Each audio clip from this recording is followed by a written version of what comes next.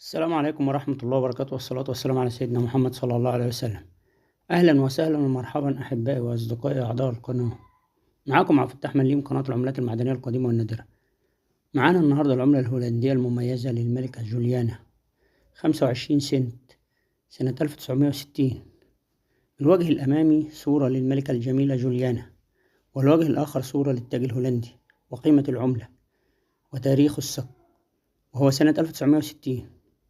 وزنها 3 جرام والقطر 19، وهي عملة قيمة ونادرة ولا تقدر بمال، وهي عملة غير متواجدة إلا بعدد قليل منها إلا مع الهواة، ومضى على صكها أكثر من 63 عام. وقبل ما نبدأ الفيديو، برجاء دعمكم وتفعيل زر الجرس للمشتركين الجدد، وعمل لايك لأحبائي القدامى لكي يصلكم مني كل جديد، ويا رب الفيديو يعجبكم.